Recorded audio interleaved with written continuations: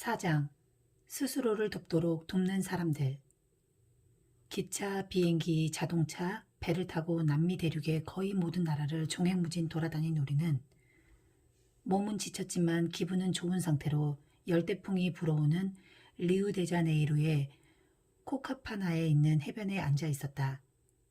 그렇다고 우리의 처지가 좋은 건 아니었다. 타고 온 배는 가라앉았고 돈은 바닥난 상태에다 수입원도 없었다. 대학도 나오지 않았고 특별한 직업 교육도 받지 못했으며 사업 자금으로 쓸 재산이 있는 것도 아니었다. 그래도 작으나마 사업으로 성공 경험을 쌓은 우리는 직장에 다니며 남밑에서 일하고 싶은 마음은 추호도 없었다. 어디까지나 우리 힘으로 사업을 하고 싶었다. 어떤 사업을 할지 구체적인 계획은 없었지만 우리는 무엇을 하든 동업을 하기로 했다. 그때 우리는 제2의 제2, 리치의 R을 딴 자리를 차리기로 결정했다. 연장자인 제2의 이름을 앞에 놓는 것은 당연했다. 우린 둘 다 뭔가를 다시 시작하고 싶은 마음으로 가득했다. 남은 것은 아이템을 찾는 일뿐이었다. 여행을 하면서 우리는 사업 얘기도 많이 나눴고 여기저기 돌아보며 어떤 일이 수익성이 있을지 감도 잡았다. 무엇보다 외국에 관심이 많아 무역업을 하면 성공할 것 같았다.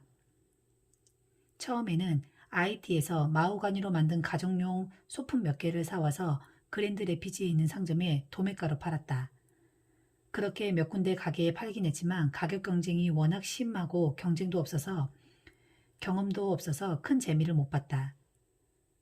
그래도 그때 들여온 IT산 마호가니 소품들은 자리에 첫 수익을 안겨주는 아이템이었다. 제대로 돈을 벌려면 새로운 무언가를 찾아야 했다. 목재 왕구도 만들어 팔았는데 결과는 비참했다. 나무 인형을 만들어 어떻게 성공을 하겠다는 것이었는지 지금 돌이켜보면 이해가 가지 않는다. 어쨌든 우리는 그랜드 레피즈 왕구사를 차렸고 손으로 만든 흔들이 말 인형에 특고도 냈다. 근사한 고급 목재 말 인형을 좋아하지 않을 아이가 어디 있을까라는 예상을 하고 말이다. 아이들은 좋아했을지 모르지만 돈을 내는 사람은 부모라는 걸 생각지 못한 우리의 첫 작품은 완전히 실패로 끝났다. 우리가 높은 비용을 들여 고가의 나무 인형을 만드는 동안 다른 회사들은 훨씬 저렴한 원가를 들여 쉽게 팔 수 있는 플라스틱 인형을 만들었기 때문이다. 그때 망한 뒤 재고로 남은 흔들이용 스프링과 나무바퀴 같은 부품이 창고에 몇 년 동안 쌓여 있었다. 그렇다고 실패만 한 것은 아니고 재미있게 돈을 번 적도 있다. 우리의 항해 스토리에 사람들이 많은 관심을 보인다는 걸 알고 우리는 그 이야기를 직접 비디오로 제작했다. 그것은 일종의 관광 영화를 만들어 그랜드 레피지 시민단체 여러 곳과 계약해 관객에게 영화를 보여주면서 강연도 하는 사업이었다. 우리의 지분은 좌석당 1달러였는데 어떤 경우에는 500명이 모이기도 했다. 그 일 덕분에 돈도 벌었고 많은 사람들 앞에서 프레젠테이션을 하는 방법도 늘었다. 젊은 탐험가 제이와 리치가 멋지게 배를 타고 바다를 탐험하는 그 모습을 영화로 다시 볼 수 있다면 얼마나 좋을까. 그러나 아쉽게도 그 필름은 사라져버렸다. 어디서 실수로 잃었는지 아니면 잘 둔다고 금고에 뒀다가 잃었는지 아무도 기억하지 못한다. 이런저런 사업을 벌이면서 분투하던 우리는 장차 우리를 성공자로 만들어줄 커다란 아이템이 제2의 부모님 식탁 위에 있었다는 사실을 알지 못했다. 요즘과 달리 건강보조식품 개념이 희박하던 1940년대 후반 제2의 부모님은 이미 캘리포니아의 뉴트라이트사가 만든 비타민 미네랄 건강기능식품을 드시면서 효과가 정말 좋다고 우리에게 입이 마르게 칭찬하셨다. 그 제품의 유통사업자는 제2의 육촌 형제인 마스칸트였다. 제2의 부모님은 제2에게 얼른 이를 불러서 뉴트라이트 제품 설명을 들어보고 사업적으로도 알아보라고 재촉하셨다. 비타민을 팔아보라는 부모님의 제안에 우리는 그저 웃을 수밖에 없었다. 하지만 제이는 친척 간의 예의를 챙기는 마음으로 시카고에 살던 이를 그랜드 레피지로 불러 사업 설명을 할 기회를 주었다. 그날은 1949년 8월 29일이었다. 나는 제이에게 잘라 말했다. 제이, 네 친척이니까 그러니까 너만 들어. 난 데이트하러 가야 해. 데이트를 마치고 돌아온 나에게 제이는 완전히 들뜬 목소리로 있잖아, 이거 꽤 괜찮아 하며 뉴트라이트 제품에 대해 열변을 토하더니 나 벌써 등록했다 라고 했다. 그날 밤이 거의 새도록 제이의 설명을 들은 나도 다른 일 다 접고 그 일을 해보기로 했다. 우리는 49달러를 내고 비타민 2통과 어려운 용어가 몇 개 섞인 사업 안내 책자를 구매했다. 우리가 괜찮은 사업이라고 판단한 이유는 우선 초기 사업 비용이 매우 낮았기 때문이다. 더블엑스라는 건강보조식품 2통과 그 제품을 판매하며 사업을 펼치는 방법을 자세히 안내하는 책자를 구입하는 비용 49달러가 투자비의 전부였다. 또 다른 이유는 매출액에 비례해 수당을 받을 수 있을 뿐만 아니라 다른 사람을 후원해 함께 사업을 진행하면 그가 올린 매출에 대해 일정 비율의 커미션을 추가로 받는 보상 플랜이 마음에 들었기 때문이다. 나는 사람 만나는 것을 좋아했고 비행기 조종 수강생을 모집하면서 영업 능력도 인정받은 실력이라 나한테 꼭 맞는 비즈니스라는 확신이 들었다. 그렇게 우리가 뉴틸라이트의 초기 구매 비용 49달러를 내면서 자아리는 뉴틸라이트의 소위 공식 대리점이 되었다. 우리는 친구, 가족, 이웃, 아는 사람 모두에게 우리가 매일 더블엑스를 먹으면서 느낀 효능과 제품에 대한 감동을 이야기하기 시작했다. 포부는 거창했지만 시작은 초라했다. 그리고 더욱더 초라해졌다. 처음에 우리는 아는 친구를 모두 우리가 사는 곳으로 불러 제품 동영상을 보여준 뒤 이것이 얼마나 대단한 사업 기회인지 침을 튀기며 열정적으로 설명했다. 그랬더니 한 명씩 나가버렸다. 그 모습을 보고는 원래 등록하려고 남아있던 친구마저 가버렸다. 한 명도 후원하지 못한 채 몇 주가 흘러갔다. 주변 사람 몇 명이 우리를 도와주려는 마음으로 더블엑스를 한 통씩 사준 게 전부였다. 오랜 세월이 흐른 지금 돌아보니 그때가 참으로 고비였다.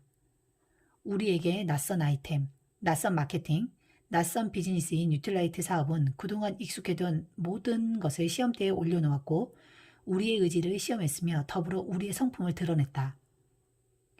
왜 우리는 그렇게 평범하지도 입증되지도 않은 모험에 뛰어든 것일까? 아무도 모르는 제품을 들고 그토록 당당하게 사람들에게 다가갈 수 있던 용기와 자신감은 어디에서 온 것일까?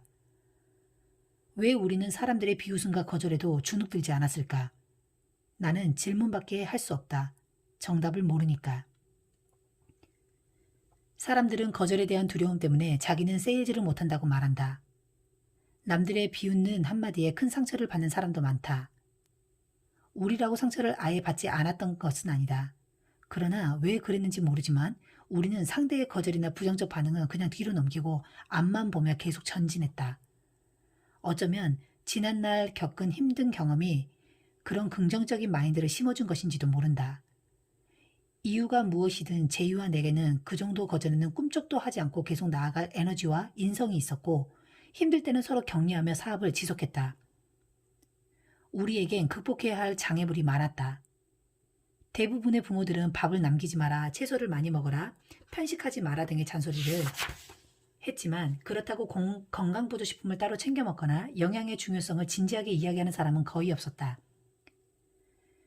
뉴틸라이트 사업의 보상 플랜도 사람들이 이전에 알지 못했던 거라 의심을 받았다. 판매한 사람이 이윤을 가져가는 것은 이상할 게 없었지만 다른 사람이 일으킨 매출에 대해 일정 비율의 수수료를 가져간다는 개념을 이해시키는 것은 쉽지 않았다. 또 다른 문제는 우리가 그때까지만 해도 뉴틸라이트 사업에만 전념하지 않고 이것저것 뭐 다른 것은 없나 기웃거리며 신경을 분산시켰다는 것이다. 그러다가 닐의 초대로 시카고에 열린 행사에 참석하게 되면서 제이와 나는 다시 집중하기 시작했다. 4시간 동안 운전하며 가는 동안 우리는 만약 시카고에 번개가 치지 않으면 번개가 칠 확률은 없으니까 우리도 이 사업을 그만두자고 했다. 모임에는 약 150명의 뉴틸라이트 사업자가 와 있었는데 하나같이 말쑥한 양복 차림의 전문가다운 모습이었다. 좋은 직장을 그만두고 뉴틸라이트 사업을 본업으로 하는 경력자도 있었다. 무엇보다 이제 막 사업을 시작해 뜨거운 열정에 찬 사람들의 모습을 보니 많은 동기부여가 되었다. 스피치를 맡은 사람들은 하나같이 본인의 성공 스토리와 노하우를 목이 터져라 열정적으로 쏟아냈다. 나는 점점 어릴 적 아버지에게 넌 할 수 있어라는 긍정의 메시지를 들었을 때 느꼈던 감정을 다시 느끼기 시작했다. 몇 주 후면 1949년이 끝나던 날 모임을 끝내고 그랜드 레피즈로 돌아오면서 우리는 이제부터 다른 일은 모두 접고 뉴틸라이트 사업에만 전념하기로 결단했다. 닐이 한 달에 $1,000를 번다면 우리도 벌 수 있을 거라고 믿었다. 주급 $100도 많이 버는 편에 속하던 당시의 경제 환경에 비하면 엄청나게 큰 목표였지만 우린 자신이 있었고 꼭 해내리라 다짐했다. 엄청난 열정을 받은 우리는 돌아오는 길에 기름을 넣으러 들른 주유소 직원에게 더블엑스 한 통을 팔기도 했다. 하지만 아직도 해결하지 못한 장애물은 있었다. 종합 비타민을 꼭 먹어야 하는 이유와 다단계 판매 방식이라는 유통의 신개념을 사람들에게 이해시키는 일이었다. 그건 햄버거를 먹으러 온 사람에게 고기를 먹지 말라고 설득하는 열혈 채식주의자나 마찬가지였다. 뉴트라이트의 창시자는 칼렌버그 박사다. 그는 카네이션사와 콜게이트사 두 회사의 중국 지사에서 중국인의 영양 상태를 연구하던 연구원이었다. 흥미롭게도 그는 시골에서 채소를 먹고 사는 농민이 도시인보다 건강하다는 것과 많은 중국인이 우유를 먹지 않아 골다공증에 잘 걸린다는 걸 발견했다. 중국인의 지혜가 담긴 전통 한방의학도 그에게는 아주 인상적이었다. 1926년 상해혁명이 일어났을 때 램버그 박사는 시민을 돕다가 투옥되었다. 제대로 먹지 못한 채 1년간 옥살이를 하는 동안 램버그 박사는 영양실조에 걸리지 않기 위해 감옥마당에 자라는 풀을 직접 뜯거나 간수에게 달라고 부탁해서 죽을 만들었고 철분을 보충하기 위해 녹수못을 함께 넣어 끓였다. 영양학 지식이 있었기 때문이었다. 덕분에 램버그 박사는 다른 수감자들보다 건강하게 지낼 수 있었다. 석방 후 미국으로 돌아온 그는 캘리포니아주의 샌페드로에 정착해 낮에는 직장에 다니며 돈을 벌고 밤에는 직접 키운 식물로 건강식품을 개발했다. 1935년 그는 다니던 직장을 그만두고 본격적으로 건강식품을 직접 제조 및 유통하는 일을 시작했다. 제품의 성분과 효능을 소비자에게 정확히 알리기 위해 그는 시중 약국을 통하지 않고 자신이 직접 판매하기로 결정했다. 처음에는 혼자 고객을 상대했지만 판매원을 모집하면서 그 수가 점점 늘어났고 4년 후에는 드디어 뉴틸라이트라는 이름으로 회사를 세워 연 매출 24,000달러를 기록했다. 그는 여러모로 시대를 앞서간 인물이었다. 직접 가꾸던 유기농 농장에서 큰 낫을 들고 더블엑스의 주 원료인 알팔파를 베던 그의 모습이 아직도 기억에 남아있다.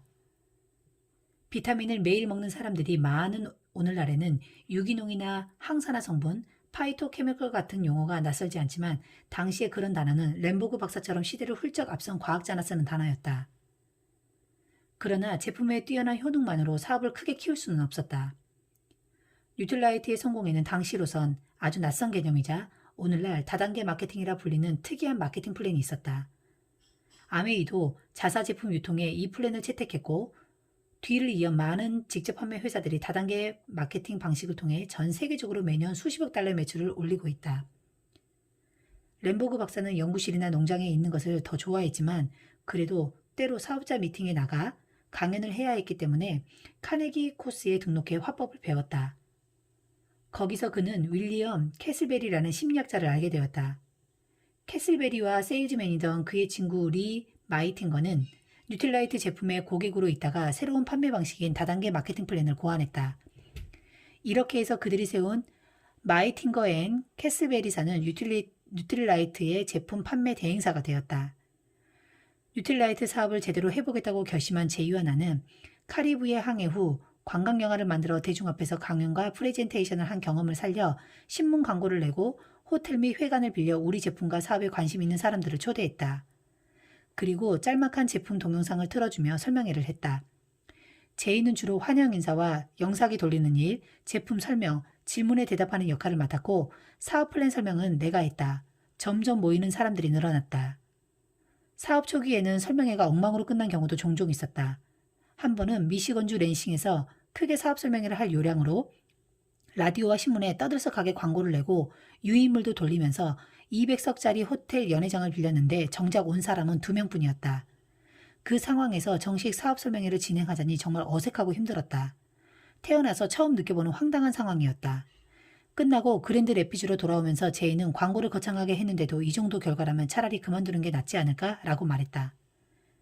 나 또한 실망스럽긴 마찬가지였지만 제이까지 힘 빠지게 만들고 싶지 않았다. 그래서 어릴 적 할아버지랑 채소를 팔며 배운 포기하지 않는 마인드를 끌어올려 한 번 망쳤다고 그만둘 순 없어. 우린 분명 해낼 수 있어. 라고 격려했다. 우리는 계속 진행했다. 공식 사업 설명도 이용하고 개인적으로도 더 열심히 사람들을 만나 더블엑스와 뉴트라이트 사업에 대해 쉬지 않고 이야기했다. 내용은 아주 단순했다. 한번 드셔보세요. 먹어본 분은 다들 좋다고 하네요. 1년 동안 꾸준히 드신 후 결과를 직접 느껴보세요. 20명을 만나서 이야기하면 그중 4명이 관심을 보이고 1명이 실제로 제품을 구매했던 것 같다. 우리는 누구든 만나면 1년을 더블엑스를 먹어보는 시험기간으로 생각하고 회원가입을 하도록 설득했다. 그리고 일단 고객이 되면 사업적 비전을 보여주며 함께 사업을 하자고 제안했다. 우리가 직접 후원한 사업자 역시 다른 누군가를 후원해 사업자가 되도록 했다. 사업이 신나게 성장하기 시작하자 초기에 겪은 아픈 기억이 언제 그랬냐는 듯 우리의 기억에서 사라졌다. 우리는 임대료가 싼 동네에 월세 $25짜리 사무실을 장만해 자리사의 사업본부를 차렸다. 창문에는 당신이 먹는 것이 곧 당신이 됩니다 라고 써붙였다. 그걸 본 어떤 사람이 그럼 내가 바나나를 먹으면 바나나가 된단 말이오? 라고 말해 배꼽을 잡기도 했다. 햄버거나 감자튀김, 초콜릿 쉐이크 같은 패스트푸드가 일반적이던 그 당시의 평범한 식습관에서 영양 및 건강식품 개념은 이해하기 어려우기에 생긴 당연한 반응이었다. 제이와 나는 즐겁게 사업을 진행했다. 모든 일은 우리 손에서 직접 했다. 빌린 사업 설명회장에 놓을 의자가 부족해 장례식장에서 빌려다가 미팅장에 깔고 미팅이 끝난 후 차로 실어다 돌려준 기억도 난다. 뉴트라이트 제품 설명회는 1시간 정도가 소요되었다. 쉬지 않고 땅을 쓰는 바람에 농작물의 영양소가 많이 감소했다는 것과 수확 후 유통, 보관, 조리 과정에서 영양소를 또 잃는다는 점을 지적하고 별도의 건강보조식품을 섭취해야 한다는 사실을 납득시키는 게 관건이었다. 이런 배경 설명 없이 무작정 더블엑스를 들고 나가 $20에 판다고 팔리는 게 아니었다. 충분한 지식으로 무장해 자기가 파는 상품의 가치를 정확히 아는 전문가가 되어야 했다. 고객 중에는 거절하는 사람도 있었고 사는 사람도 있었다.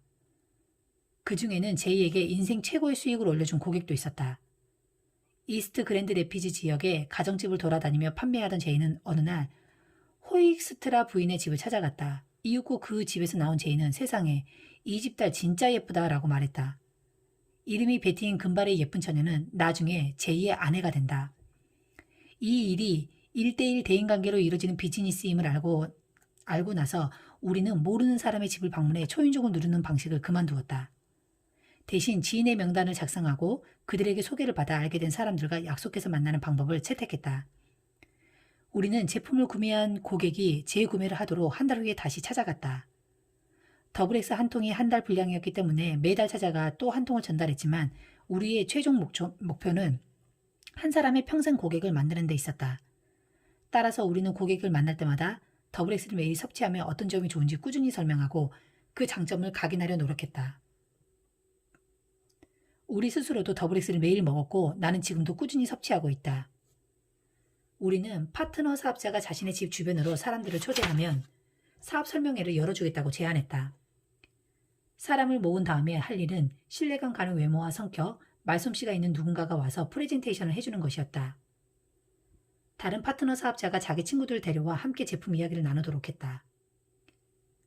더블엑스는 $20로 당시 물가에 비해 비싼 편이라 팔기가 쉽지 않았다.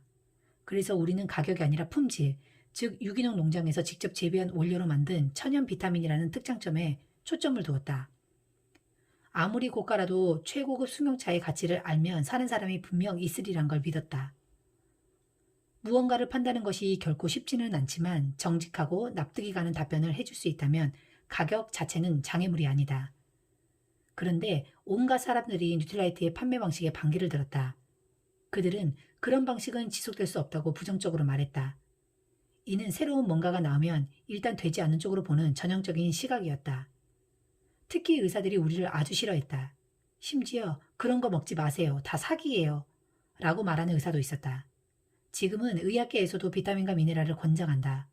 그러나 당시에는 건강보조식품은 필요 없다는 인식이 지배적이었다. 꼭 의사들이 반대해서가 아니라 익숙하지 않은 낯선 개념이었기 때문이다. 그럼에도 불구하고 본인이 효과를 본 고객들은 의사가 무엇라 하든 계속 먹었다. 우리 부모님도 제2의 부모님처럼 뉴트라이트 제품을 먹기 시작했다. 네 분 모두 우리 편이 되어주셨다. 점차 돈벌이가 되기 시작했고 좋은 파트너 사업자와 그룹도 만들었다. 차를 한 대 더 살 수 있을 정도로 수입도 올렸다. 60년 전에는 휘발유 값이 1g당 20센트였고 차 한 대가 $1,000였다. 그 정도면 지금의 개념과 아주 달리 큰 돈이었다. 파트너 사업자나 예비 사업자에게 우리는 우리만큼의 네트워크를 구축하려면 몇 명의 소비자가 있어야 하는지 그림으로 나타내 보여주었다. 또한 그들도 우리처럼 할 수 있다는 자신감을 심어주기 위해 동기부여를 해주었다. 가장 효과적인 방법은 성공한 사람들의 스토리를 들려주는 것이었다. 그런데 언변이 좋고 자신감 넘치는 사람이 아니라 오히려 긴장해서 말을 더듬고 부끄럼도 타는 연사에게서 더 동기부여를 받는 경우가 많았다. 저 사람이 해냈다면 나도 할 수 있겠네 라는 자신감을 주었기 때문이다. 불과 몇 년 지나지 않아 우리의 네트워크는 1000명으로 늘어났고 계속 성장했다. 매년 봄 우리는 그랜드 레피지 시민회관에서 컨벤션을 개최했다. 전문 연설가의 동기부여 강연, 성공한 동료 사업가의 성공 스토리 스피치, 성공자가 얻은 다양한 보상 형태를 보여줌으로써 확실한 동기부여가 되도록 하기 위해서였다. 이 자리에서는 물질적인 보상뿐 아니라 양질의 자녀 교육이나 남 밑에서 일하지 않아도 된다는 개념, 혹은 가게에 도움을 주는 추가 수입이라는 비전을 보여주었다. 어느덧 컨벤션 참가 인원은 5,000명 가까이 늘어났다.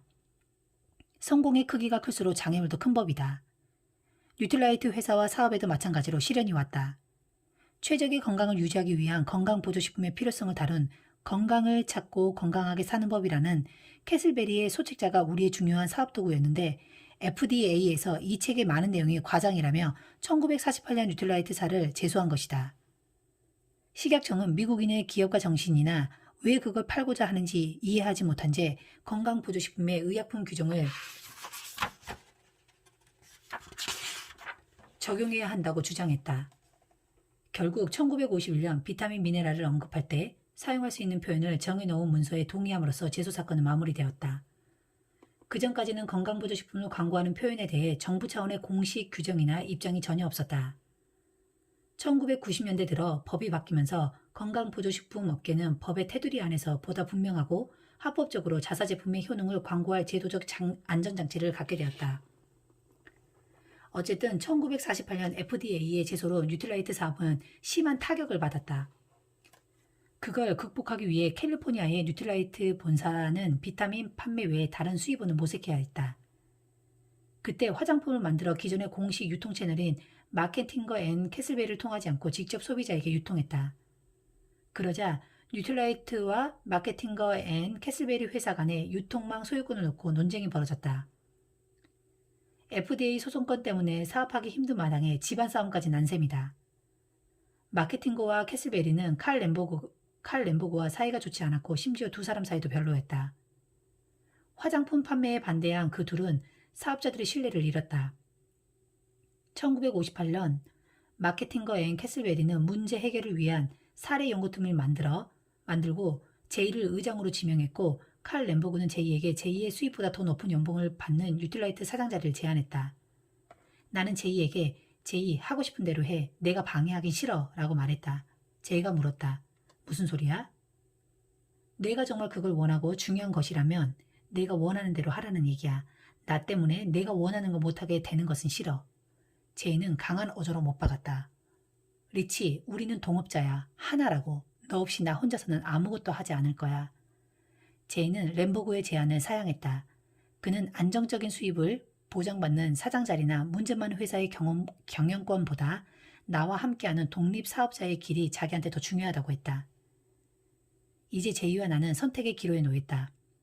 철퇴를 맞은 우리의 사업은 실적이 계속 저조했고 내부 문제에 휘말린 뉴트라이트가 제품을 제대로 공급해 줄지도 불분명한 상황에서 우리는 그 제품에 본인과 가족의 미래를 걸고 함께온 파트너 사업자들을 생각해야 했다. 설령 외부적인 문제가 생겼을지라도 우리는 사업 방식 자체는 분명 옳다고 확신했다. 우리 자신과 우리가 제안한 제품 및 플랜을 믿고 함께하는 파트너들의 미래가 곧 우리의 미래라는 상생 마인드가 옳다는 믿음도 있었다. 우리는 우리의 미래뿐 아니라 파트너가 또 다른 누군가를 도움으로써 그들의 미래도 준비할 기회를 부여하는 것이 이 사업의 본질임을 알고 있었다. 이 대단한 기회를 붙잡는 조건은 단 하나다. 거액을 투자해 공장이나 회사를 세워야 하는 것도 직원을 고용해 관리해야 하는 것도 아니다. 단지 자신이 원하는 크기만큼 자유롭게 스몰 혹은 빅 비즈니스로 해보려는 마음 자세 하나만 있으면 된다. 성공하고 싶은 간절함, 열심히 일하는 자세, 그리고 남이 성공하도록 돕고 싶은 열마, 이 세 가지만 있으면 성공할 수 있는 사업이다. 다른 사람을 돕는 것이 중요하다는 내 믿음은 어릴 때부터 자연스레 생긴 것 같다. 그랜드 레피지에 마을 사람들 간에는 끈끈한 연대감과 공동체적 소속감이 있었다.